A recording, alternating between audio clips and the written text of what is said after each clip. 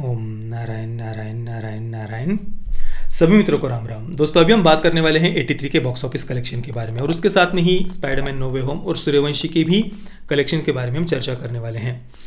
क्योंकि देखिए इन box office collections को देखकर आज एक बात तो समझ में आ गई है कि बॉलीवुड को आज आत्म परीक्षण करने की आवश्यकता है। खुद के अंदर झांक कर देखने की आवश्यकता है कि वो क्या कर रहा है। अब स्पाइडरमैन नो वे होम को आज करीब 14 दिन बॉक्स ऑफिस पर पूरे हो गए हैं। 13वें दिन तक स्पाइडरमैन नो वे होम ने करीब 186 करोड़ रुपए कमा लिए हैं। केवल भारत में 186 करोड़ रुपए कमा लिए हैं। और दूसरी तरफ हम सबसे पहले सूर्यवंशी की अगर हम बात करें तो सूर्यवंशी का लाइफ टाइम कलेक्शन है 196 करोड़। अब देखिए एक भारतीय फिल्म है सूर्यवंशी, 2 वर्षों से सब उस फिल्म का वेट कर रहे थे। अक्षय कुमार मुख्य भूमिका में है, उनके साथ में अजय देवगन, रणवीर सिंह फिल्म में उनका केमियो हमें देखने को मिलता है। एक कथित कॉप यूनिवर्स का एक हिस्सा है। इतनी बड़ी फिल्म भारत में रिलीज़ होती है पर केवल 196 करोड़ तक वो पहुंच पाती है। उसकी कुछ ही दिनों के बाद में रिलीज़ हुई स्पाइडरमैन नो वे होम, जो एक हॉलीवुड की फिल्म है और फिल्म केवल यंगर ऑडियंस को, युवा दर्शकों को ज़्यादातर टारगेट करने वाली वो फिल्म है।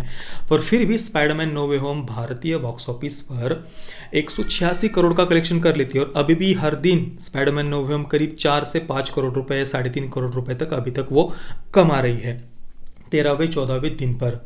दूसरी तरफ 83 की अगर हम बात करें तो वो उसके पहले ही हफ्ते में वीकडेज पर 5 करोड़ पर आ गई है। बिल्कुल स्पेसिफिकली अगर मैं बात करूँ तो मंगलवार को उसने कमाए थे 6.7 करोड़ और अभी बुधवार को कहा जा रहा है कि करीब 5 से 6 करोड़ के बीच में उसने कलेक्शन किया है। और आज गुरुवार को ये कलेक्शन और भी थोड़ा नीचे आ जाएगा 4 से 4.5 करोड़ पर। तो पहले ही हफ्ते में 83 को दर्शकों ने पूरी तरीके से नकार दिया है। अब 83 के बजट की हम बात करें तो 125 करोड़ का उसका बजट है और अभी तक उसने कमाए हैं करीब 65 से 66 करोड़ और आज का कलेक्शन मिलाकर हो सकता है कि 69 या 70 करोड़ तक पहुंच जाए या 70 करोड़ से थोड़ा सा ऊपर पहुंच जाएगी। और 125 करोड़ का उसका बजट है।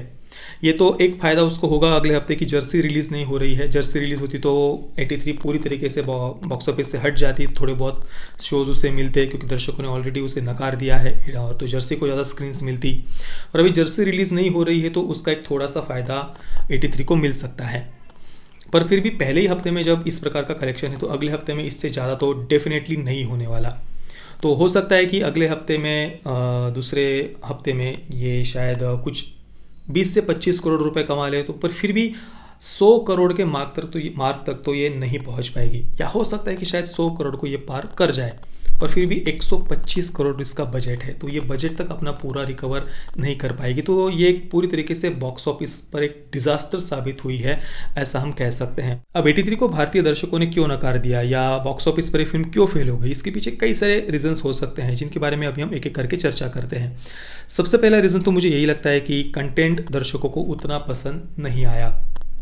देखिए अगर कंटेंट बढ़िया होता तो चाहे फिल्म कैसी भी हो दर्शकों को वो अपनी तरफ अट्रैक्ट कर ही लेती, चाहे कितना भी बड़ा बॉक्स ऑफिस क्लैश क्यों ना हो या कुछ भी क्यों ना हो। अगर कंटेंट अच्छा हो तो वो दर्शकों को अपनी तरफ खींच ही लेती है। 83 में जो 83 वर्ल्ड कप के जो भारतीय क्रिकेट टीम के द्वारा खेले गए जो मैचेस थे उनके केवल हाइलाइट्स को दिखाने पर फोकस था। बाकी कपिल देव या अन्य भी जो प्लेयर्स है उनके पर्सनल लाइफ या फैमिलीज़ वगैरह या उनके कैरेक्टर को डेवलप करने के लिए कोई समय दिया गया हो, ये हमें देखने को नहीं मिलता है। कोई इमोशनल डेप्थ नहीं थी कैरेक्टर्स में। बस हाइलाइट्स शुरुआत से अंत तक बस 83 वर्ल्ड कप के हाइलाइट्स को वो दिखाते जा रहे थे। बस उन हाइलाइट्स को उन्होंने रिक्रिएट किया है। अब हाइलाइट्स की बात हो तो भाई लोग यूट्यूब पर भी 83 मैच के वर्ल्ड कप के हाइलाइट्स देख सकते हैं। तो ये एक रीज़न हो सकता है कि कुछ क्रिएटिविटी यहाँ पर कबीर खान ने नहीं दिखाई है।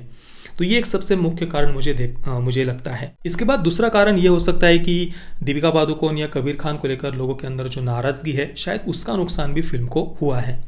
देखिए दीपिका पादुकोण जो जेएनयू में गई थी उस पर काफ़ी उनकी आलोचना हुई थी। छपाक फिल्म को भी उनकी काफ़ी नुकसान हुआ था और अभी भी सोशल मीडिया पर अगर आप देखेंगे तो इसको लेकर दीपिका पादुकोण की अभी भी आलोचना होती है। कबीर खान की अगर हम बात करें तो उन्होंने हाल ही में एक बहुत ही निंदनीय ऐसा वक्तव्य दिया था, मुगलों को भारत का असली राष्ट्र निर्माता कहा था। इसके पहले भी उनके कुछ ऐसे विवादित बयान हमने सुने हुए हैं, या उनकी फिल्में हम इसके पहले देखें तो पाकिस्तान को ही एक प्रकार से विक्टिम दिखाना आतंकवाद का, या पाकिस्तान को ही आतंकवाद के विरुद्ध लड़ते हुए दिखाना, इसको लेकर भी उनकी काफ़ी आलोचना इसके पहले हो चुकी है। और 83 को लेकर कम से कम ऐसा लग रहा था, मुझे कम से कम ऐसा लगा था कि इसमें कम से कम वो ऐसी कोई बात नहीं लाएंगे। पर 83 में भी अगर हम देखें तो वही कम्युनल वायलेंस और दंगे, और पाकिस्तान कैसे समझदार है, और वर्ल्ड कप फाइनल के दिन कैसे पाकिस्तान फायरिंग बंद कर देता है, वगैरह वगैरह, वही सब बातें उन्होंने यहाँ पर भी डालने का प्रयास किया है। तो शायद इस कारण से दर्शकों ने फिल्म को नकार दिया, या इस कारण से शायद दर्शकों ने उतना इस फिल्म को पसंद नहीं किया है, ऐसे लगता है। और इसके अलावा बाकी जो दूसरे कारण बताए जा रहे हैं कि भाई पुष्पा और स्पाइडरमैन नो वे होम से काफ़ी टफ कंपटीशन मिल रहा है, ये तो एक कारण है ही, पर इसे मैं इतना बड़ा कारण नहीं मानूंगा। क्योंकि मैंने जैसा कि पहले कहा, कंटेंट अगर अच्छा हो तो कितना भी बड़ा बॉक्स ऑफिस क्लैश क्यों ना हो, वो फिल्म ऑडियंस को अपनी तरफ खींच ही लेती है।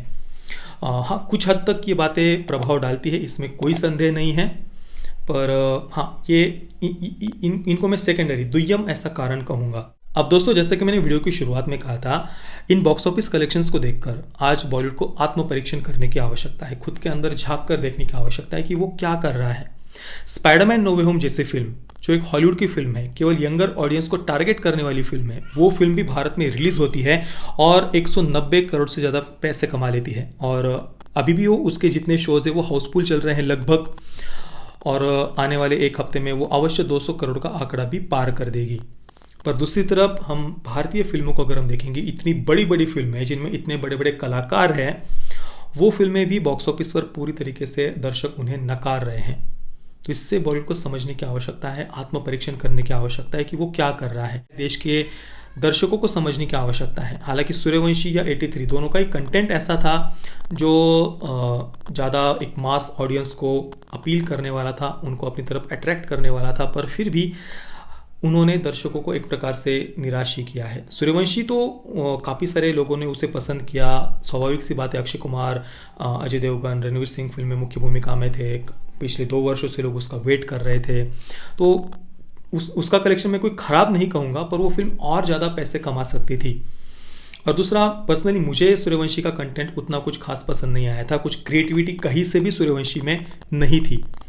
बस एक नॉर्मल सी फिल्म, जो इसके पहले हम कई बार जो बातें देख चुके हैं वही सब बातें उसमें भी दिखाई गई थी। और अपने आप को न्यूट्रल दिखाने के लिए जो बार बार उसमें जो प्रयास किया जा रहा था, एक बार दिखा दिया ठीक है, पर बार बार वही बातें जो उसमें रिपीट की गई थी, वो बातें भी कई जगह पर हमें अति लगती है। और अभी 83 को तो देख ही लीजिए, उसको लेकर भी दर्शकों की जो निराशा है वो हम स्पष्ट रूप में देख सकते हैं। हालांकि 83 एक ऐसे सब्जेक्ट पर आधारित है, 1983 का वर्ल्ड कप, जिसमें भारतीय क्रिकेट टीम को इतनी बड़ी सफलता मिली थी। ये एक ऐसा सब्जेक्ट था जो एक बहुत बड़ी ऑडियंस को अपनी तरफ खींच सकता था। इससे 3 गुना ज़्यादा कलेक्शन इसके अभी तक हो सकते थे, पर फिर भी दर्शकों ने फिल्म को नकार दिया। तो इससे आज बॉलीवुड को एक आत्म परीक्षण करने की आवश्यकता है। दूसरी तरफ अगर हम तेलुगु फिल्म इंडस्ट्री को देखें तो वे किस प्रकार से दर्शकों का वे सम्मान करते हैं, कैसे हमारी भारतीय संस्कृति का, कल्चर का, फैमिली वैल्यूज़ का कैसे वे सम्मान करते हैं, और इस कारण से कैसे कितना प्रेम उन्हें मिल रहा है, ये भी हम देख रहे हैं। बाकी दोस्तों, आपका इन बॉक्स ऑफिस कलेक्शन पर क्या विचार है, मुझे आप नीचे कमेंट में अवश्य बताइए। ये वीडियो देखने के लिए आप सभी मित्रों का बहुत बहुत धन्यवाद। जय श्री राम, वंदे मातरम।